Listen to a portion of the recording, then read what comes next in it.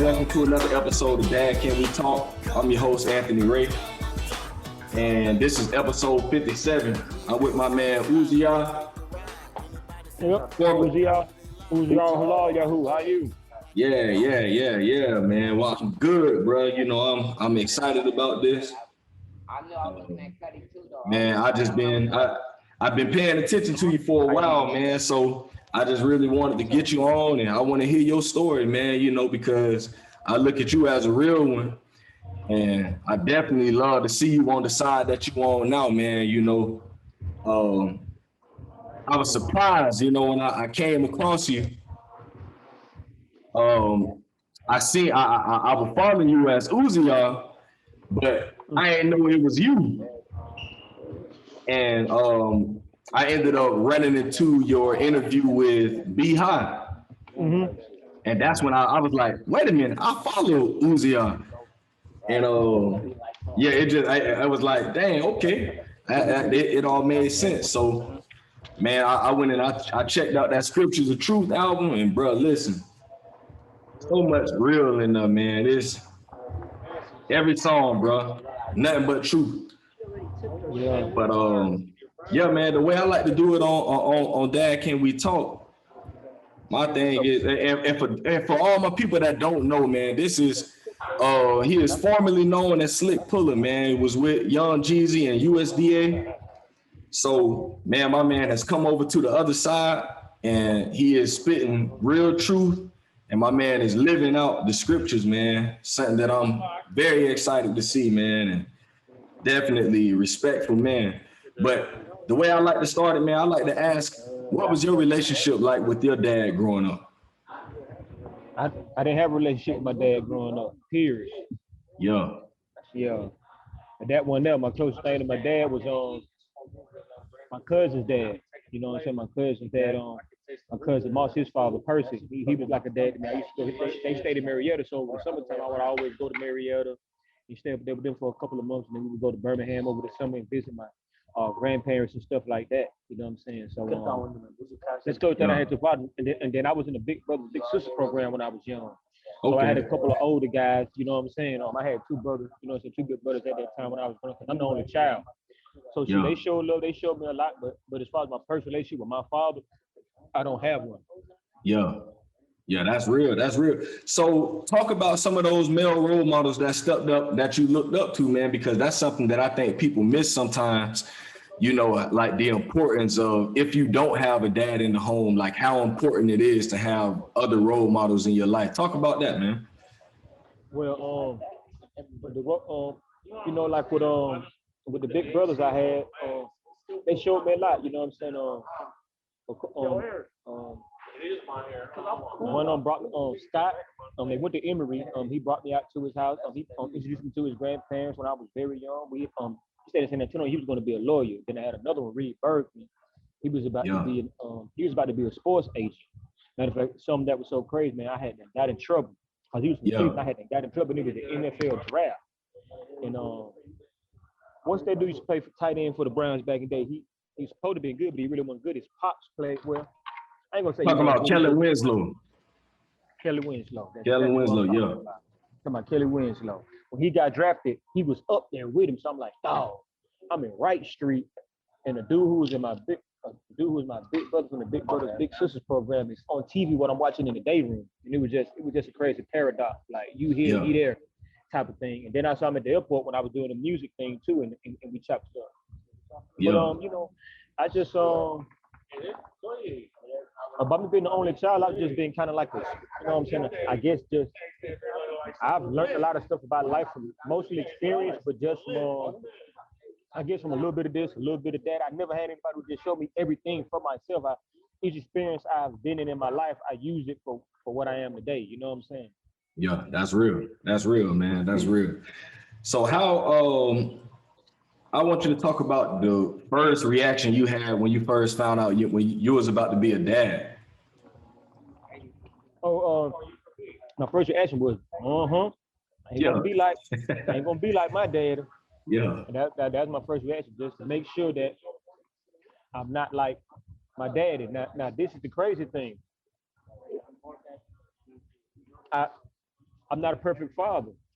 You Yeah. see what I'm saying? And I've been to prison 3 times, and like one thing the scriptures have taught me is like the people you choose, the woman you choose, how to be with the woman. When you don't have any of that in your life, I guess you go by what the stereotype is. And right now, the stereotype for us is you get it, everything's cool, you get a child, then you start beefing. Then the man do baby daddy stuff, then the woman do baby mama stuff. Yeah. You know what I'm saying? It's like we already have pre-accepted our minds for us to deal with a situation like that, because that's what we think it's supposed to be. So like, it had been times where I kind of was like, oh, maybe this what he did, or maybe they got an argument, this why this happened. So I began to look at things like I can't really I don't know what was going on, you know what I'm saying, with them, or why things weren't the way they was, but I can see how things can get blurred, you know what I'm saying? Yeah. So it's like not being like your father and making sure you're not like your father if you want in your life is two different things. You see what I'm saying? Yeah, definitely. And so with that relationship, because that's something that I dealt with growing up, not having my dad in my life. And as I got older and I came into the truth, man, I started feeling like, man, let me go and make it right with Pops, man. And more than anything, like, let me find out where he's at, like what happened. So I went to see him. He was in the county jail once before. And I just went up there just to go visit him, go holler at him. And, I straight up asked him, like, man, what happened between you and my mom? And What did he say? he told me a lot. He was real with me, told me a couple things. And he was like, he ain't treated right. He had some issues going on within himself. And, he got on them drugs. And he was like that for like the next 20 to 30 years, and I praise y'all, bro. He finally, I think he's a little clean now. He the place he's at right now is the best place he's ever been, in 2021, man. So it feels good to know that he's right. But it started back in 2011 from that conversation. We got back right. So have you ever like sat down and had that conversation with your pops? No, I ain't gonna lie, bro. It was maybe like one time that could have happened, and I kind of blew, cause it was it's like we hadn't talked in a while. And I feel like if you ain't talked to somebody in a while, if you talk to your son in a while, and you talking to him, it really should be a pull-up then. It shouldn't be no, hey, let's get together a couple of days. Look, man, I ain't already been talking to you for 20, 30 years. Yeah. You know what I'm saying? They're going to pull up right now, ASAP. You see what I'm saying? Yeah. So he didn't do that. So when I finally had called him, I was like, he was at church, and I was like, you up there in that church, listening to them lies, you know what I'm saying? Yeah. And I kind of spazzed off. I sent him pictures of his grandkids. I sent him pictures of the grandkids, like, you know what I'm saying? This your granddaughter, this her name, so she don't know what's going on. This him, this her, you know what I'm saying? You up in church, trying to act like you a good dude, but you're really a coward. Yeah. So I kind of got a little rough on him. Then I talked to him like one time after that, you know what I'm saying? And then I really hadn't talked to him, you know what I'm saying? I'm be real with you. But scripture say you had to be forgiven.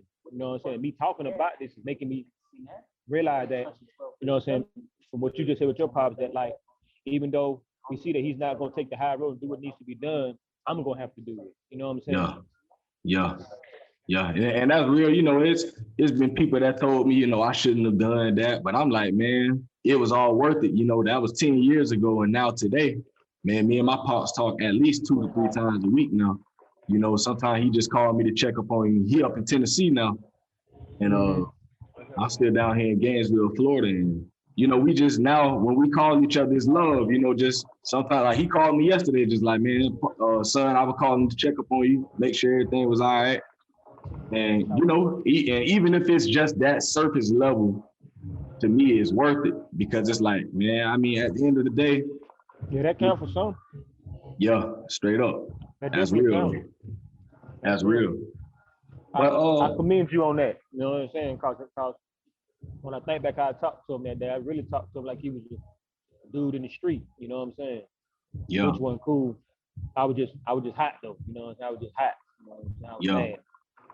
Yeah. I mean, me and him had a conversation like that before this is like a few years ago, we kind of had one of those conversations where, I just kind of went off on him because he was he was tripping, man, you know, and he'll tell you that he was tripping that day. And I just kind of let him have it. Like, man, Pops, you be wilding, bro. You know, you be doing stuff and you don't even think about who you hurting and how you hurting other people, man. And I think that conversation really helped him to realize, like, at the end of the day, man, if your mama die, you're gonna be in the same state that you done been in for the last 20 years. You know, you got grandchildren now, you know, and me and my brothers and my sisters, we had to grow up without him. And, you know, we all married now and got kids and stuff. And it's like life went on without you. So, you know, just letting them know that, you know, things ain't always sweet, but man, where we are today, I'm like, man, it wasn't nothing but y'all, bro, you know, just allowing us to be able to come back together like that. Most definitely, it's a blessing. It's a blessing. So during your prison term, like, how did that affect your relationship with your children? And how old were they at the time during your first bid? My first bid Junior might have been gone. Yeah, man, they was very small, man. Yeah. I can't remember that ages, but baby girl was real small. Ronaldo was probably like might have been like 8. Aviance might have been probably about 5 or something. Yeah. Might have been a little younger than that, you know what I'm saying? But prison put a lot of prison put a good distance, you know what I'm saying? 3 bids back to back kind of put a good distance. Yeah. They put between me and my children. You know, I'm not gonna lie, we working to get things together. You know what I'm saying? We cool, you know. I talk to them all the time, but I ain't gonna lie, bro. They put a wedge. Yeah. Yeah. You know what I'm I mean, yeah, I can only imagine what that's like. I went through that with my pop, so yeah, I definitely understand that. And it's not like a wedge that can really be repaired. Like I can't straighten that up. That ain't gonna be what I'm gonna be able to straighten up. Only thing, so what I gotta do is just build off of what I got right now with them. Yeah, straight up. You know what I'm saying? And then shoot, with my youngest 2, you know, I really gotta do some rebuilding. You know what I'm saying? Because they in Texas. They with their mom out there in Texas. So, you know, but we all talking, we all and even though they're there and they're, but I talk to all of them and you know, we always communicate and we always keep the thing. So now they know what I think. Now they know how I think now, and they can see that I'm different now. So, you know, brighter days are ahead, Halalyahu. Yeah. Yeah. Brighter days are ahead. Straight up. Yeah. Yeah. See, I think that's like one of them important things to just even keep that hope alive, you know, because some people, you know, they'll get into relationships like, you know, getting stuff like that, and they'll just give up, you know. I mean, it's a hard situation, and especially with you being in that long distance relationship with the children. And that's something that, you know, I want you to talk about that also, like the difficulty and how do you deal with being in a long distance relationship and not really being able to see your children every day, because that's something that I always say about myself. I feel like I'm blessed, you know, because I'm in the house with my children every day. You know, I'm in the house with my wife every day. And I know there's a lot of men that they're not in these positions like this. So talk about how you're able to continue to deal with that, and what ways you can still, you know, be able to reach out to your children and be able to instill what you want to instill in them through a long distance relationship. Yeah, it's just we got to use these you know, I use the technology we have now. That's the only thing I can use as far as the one that's distant. The younger kids, the younger kids are right here with me, and I mean the older kids are here in Atlanta with me. You know what I'm saying? So the younger ones, like I sent them the link to the new EP. You know what I'm saying? Like today I was talking to Zoe. She wasn't feeling too well, and she was telling Slim. So, you know, I was telling her, like, you know, get you know what I'm saying, get some elderberry. And I told her mom to go get her some elderberry. You know what I'm saying? Get on some tea. You know what I'm saying? Some ginger tea and stuff like that. And I called her and talked to her about that too. You know what I'm saying? So it's like I just, you know what I'm saying? I sent them links to things, videos of things, stuff like that. Like I sent them the thing about how they showed the pig eat the rat, and I was breaking it down. And I'm like, look, you don't need to be eating that. You know what I'm saying? Your body is your temple. You know what I'm saying? Take care of it. You know what I'm saying? So stuff like that. You know what I'm saying? Straight I up. just use the internet. Whenever news comes to me, I send news to them because they all got phones. So Yeah. it ain't no problem with not being able to see this and not being able to see that. You feel me? Yeah. Straight up. Straight up.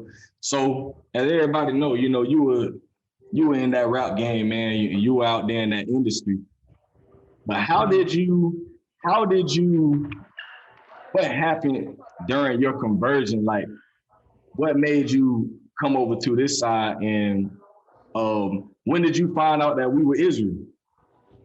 I saw this documentary. Me and my partner, rest in peace, Cheesy Hands. We had a little spot on the west side, and we used to have DVDs and stuff in it too. We used to be like much that because he used to run a store in Carrollton, Georgia. So he was always good at running stores. So we had a storefront, but we was like, you know what I'm saying, let's just go down into a little thing. You know what I'm saying? But we're gonna take the storefront swag with us. So if we came in to get yourself together, we also had DVDs and stuff for you too. You know what I'm saying? And, I had bought a bulk one.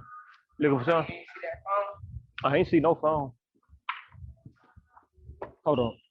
Yep. And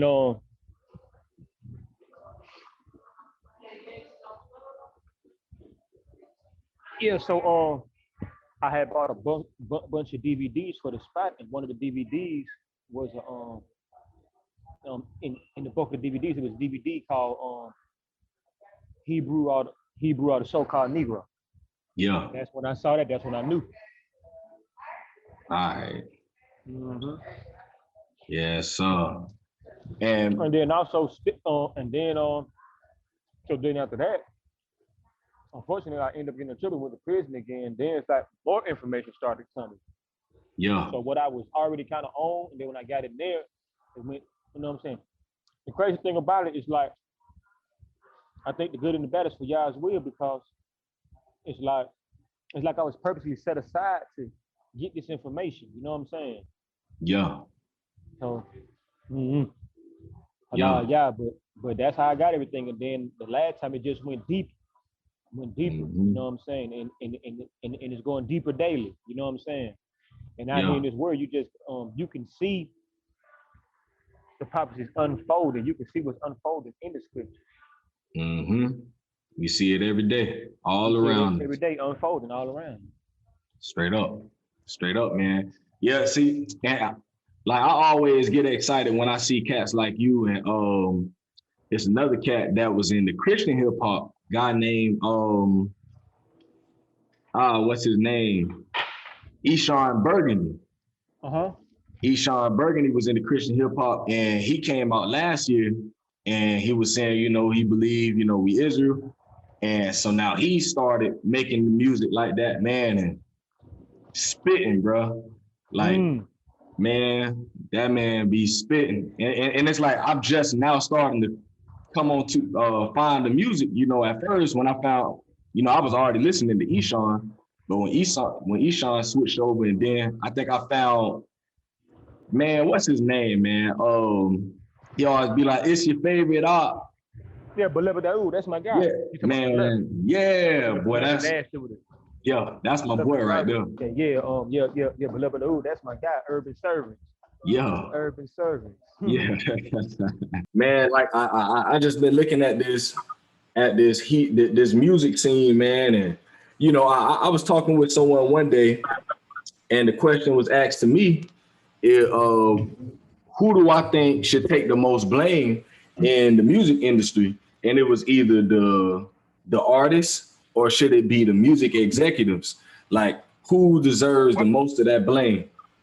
Well, it's a mixture thing, because the music industry, you know what I'm saying? See, we got to not look at things from a monetary aspect. Yes, the music industry has provided money for us, but also the music industry is an extension of what was going on in the plantation. Yeah.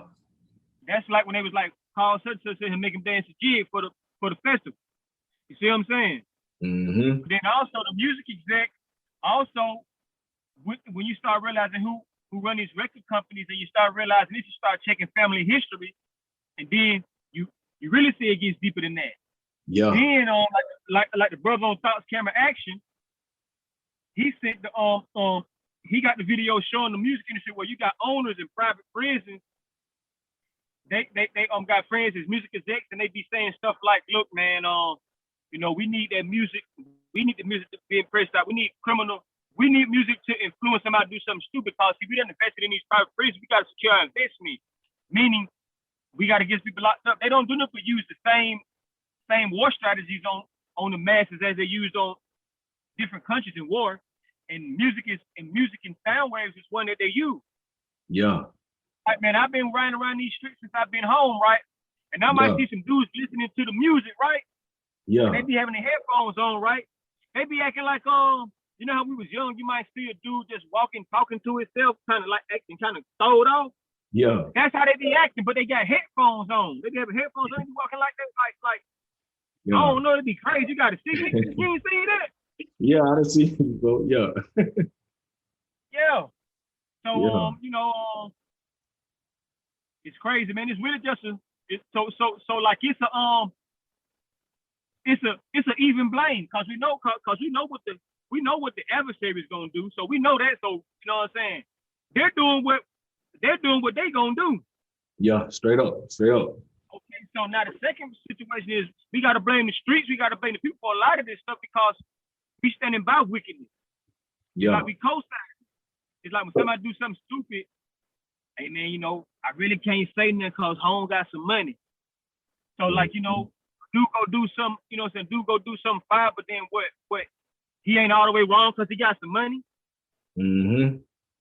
So like we standing on the wickedness. Like ain't nobody saying we ain't listening to this no more. Yeah. We tired of it. So like it's a both way thing. We know what the enemy gonna do. He's gonna be what he's gonna be until the end of time. He's never gonna stop. He's never gonna stop being what he is. He's gonna do exactly what the adversary is gonna do. Exactly what the adversary is gonna do until his time is up. Cause that's his whole thing. He know where he going. He knows. These folks know where they going. They know it's like my whole thing is I want somebody to go down with me. So I'm gonna trick most of y'all to go with me, and it's gonna feel better because I know y'all the children. Yeah, straight up. That's real. So yeah, I know I'm going down, but I got a whole lot of you children going down with me too. Yeah, straight up. You know what I'm saying? So that's how that's going. You know what I'm saying? Really in a nutshell. You know what I'm saying? Until we stand up and stand on righteousness and enforce righteousness. You know what I'm saying? Hey, it is. It's gonna be like that. That's why they say the elect. That's why they say the few instead of part. Yeah. Because basically what it is it ain't gonna change. Aki. Things are gonna pretty much stay the same. What you gotta do is we gotta set ourselves apart from it. Yeah. I made that mind up what they gonna do. Straight up. That's real right there, man. And that's something that I always try to, you know, let people know, like, at the end of the day, yeah, we can blame, and you know, we can put some blame on the record executives, but at the end of the day, man, ain't nobody making us listen to this stuff, man. We do it. Ain't nobody making nobody listening to it, but you're right. That is true. But also, they're not giving an opportunity to listen to anything else either, though. Yeah, so that's true. The music industry, yeah, that's true. So what I'm saying, the music industry is a big part of it. Yeah. Because they're not letting you be able to get hope to what can help. They not gonna push that. You gotta find the beloved Daoud and the brothers you was talking about. We gotta dig and find them. Yeah. They don't see that coming out from Interscope. Yeah, all right. For real. Because it's gonna ruffle the person who runs Interscope feathers because some of the words gonna cut him, or some of the words gonna cut the other dude. You see what I'm saying? So they not gonna put that out. Yeah. Yeah. I mean, and when I say you ain't lying, boy, it took for me to dig for your music, for Beloved music, for Hezekiah music, for Free Brew music. Man, you gotta like literally like be you if you don't know the name, it ain't coming up. Like you got to have that thing right. So what we gotta do it like in war. I don't want to call it propaganda, but like in war, the opposing enemy would put out stuff about the person. So we gotta treat this music and this information like, I guess you know what I'm saying. We gotta use that kind of approach with it. Yeah. Hey, look, just pay this on. Look, send this to everybody in your email list. Cause if you got an email list, then 9 times out of 10 is gonna be a lot of like-minded people in your email list. Cause why would you have a bunch of emails of people who don't think the way you think? You know what I'm saying? Straight up. So boom, that's about 50 people. Now them 50 people got email lists. See what I'm saying? We got to work that move. We can't, you know what I'm saying? That's the move I want to work. Like I'm not really, I don't want to push Yah's word on the Babylonian platform. I'd rather just get it out to the people through my Instagram, through my email, or through my DMs, because I'm really, you know what I'm saying? It's like it's not like I'm trying to make $1 million with it. Yeah. Yeah. You know what I'm saying? Whatever y'all provide, you know what I'm saying? Because this is y'all's will. I mean, this is his work. So whatever comes to me for me doing what I'm doing, you know what I'm saying? Halalyahu, and I'm thanks for that. But I'm not trying to, you know what I'm saying? I'm not trying to put this out because that's like kind of how the scripture says you don't mix garments. It's like you don't wear linen, you don't wear linen and wool. So why'd I put my music out on a platform that is being prophesied about in the scripture? Yeah. Yeah.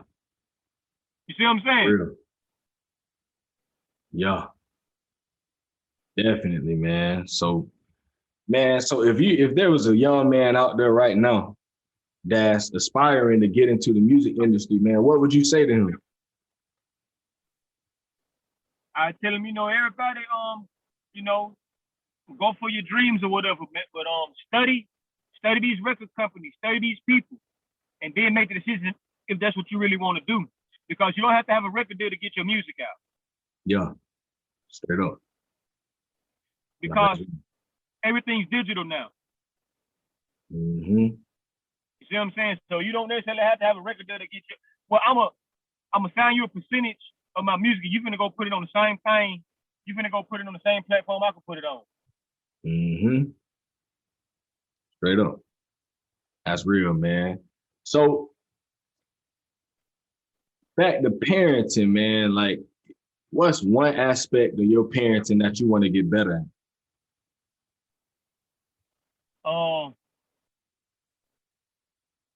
It's a good one. Aspect of parenting.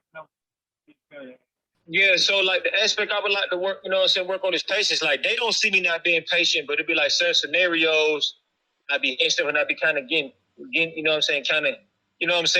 But I don't let them see me getting impatient because I want them to be able to talk to me. But it's just like we got to realize with our kids, we buffered them from the stuff we went through. So like our kids have been in like hood environments at that time, but they kind of grow up sheltered from how we were. So a lot of times they'll have some issues. I'll be saying something, especially the older ones. They'll be saying something where you be like, man, just look at that. You know what I'm saying? So that's what we had to do a lot of times. Yeah. But sometimes they be needing that little pushing because they're older, but they was kind of like a little more pampered than we grew up faster than they did. Basically, what I'm trying to say. So you have to be patient. So I'm working on my patience, but I don't let them see that I'm a patient. Like they be saying, they say something, I'll be like I'm spazzing out. But I know that that's something I need to work on because I be expecting sometimes my son to think like how I thought when I was his age, but he was but I was in a whole other position. He was in it at my age where I had to think I had to think like I was 30 when I was 20. Yeah. Because I was out there in the streets and I was dealing with trying to do business with men who was already 5 to 10 years older than me. Yeah. So I had to think extra harder, but he didn't have to. So he might say little certain things and I'd be like, man, come on, man. But I don't say it to him. I just be tripping though. You know what I'm saying? Yeah. So I'm just working on that. That's all. That's funny you say that, man. That's literally my thing I need to work on. But I do be spazzing sometimes. The kid, I come home and I be so tired from work. And at times, man, these kids, they come home and I got young babies, man. Look, a 5-year-old, a 4-year-old, and an 8-year-old. And man, they come home and a lot of times I just be so short tempered because I be so tired and I allow that physical tiredness to like they'll come home and they'll be doing just regular kid stuff, but I get so upset. And it'll just kind of lash out. That's why I feel like that's why we got to kind of have our own way out here. Yeah. Because like in ancient times, just like the word love and the word love Sade, you got the Alet, which is the ox, the head. You know what I'm saying? The bed is the house. Yeah. You know what I'm saying? I mean, the high is the window, the bed is the house. So that means the head is watching over, you know what I'm saying? The head watching over the house. Now it's like 3 houses. Okay, like your body is your individual body is Yah's house. Now all us as a people is Yah's house. So like we have so now our house is our body as well as our house and our family. See, we're an extension of Yah, so we be have same things Yah got to do for us from Shemayim. We have to do those things for our family on earth. That's why the word became flesh and brought the most men to show us how to do. Because we have to be just like him down here, because you know what I'm saying, until he comes.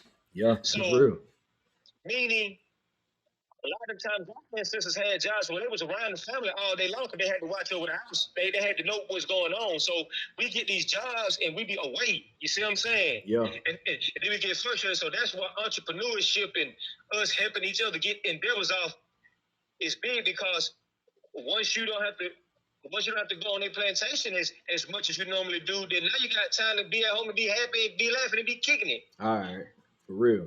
Since I've been home, I've been working too, bro. Like I know what's going on. You go to sleep, when you wake up, it's time to go do it again. 4 days done went by just like that. You know what I'm saying? So that shows us that we being grinded out in this land of captivity. That's why we got to get on our barter and trading and get on our entrepreneurship skills. So we had that time and had that mental love, because you know, love is, see, we always thought love was like physical love. Love is watching over your home.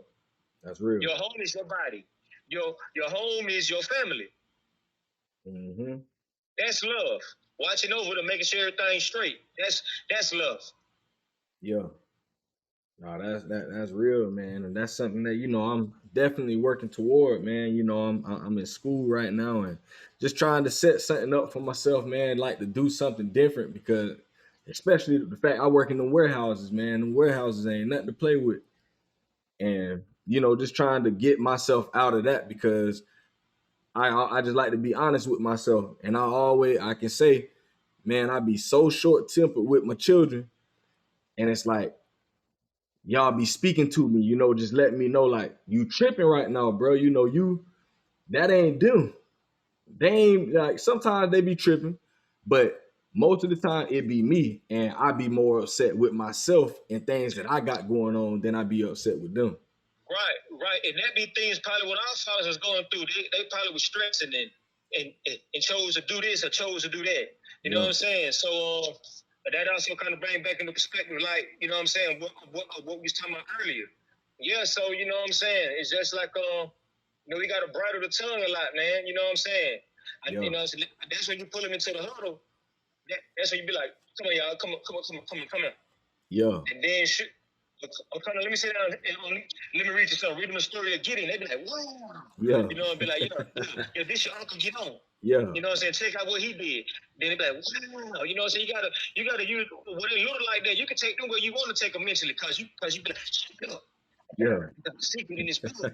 You know what I'm saying? They be like, for real? Yeah. Y'all sit down and listen. You know what I'm saying? Yeah. You kinda gotta when they little like that, you gotta have fun with them like that while they little. You gotta just, you know what I'm saying, make everything be like it's an adventure, but you really teaching them something. Yeah, that's real. And those are things I wish I would have knew what I knew now, cause those are things I could have been doing with them when they was babies. And reason why a lot of times if you say that they get on their nerves, cause I'm over here trying to do this and they over there trying to do that. Yeah. You see what I'm saying? So really, when we're in the house, we should try to do as much things together as a unit as possible.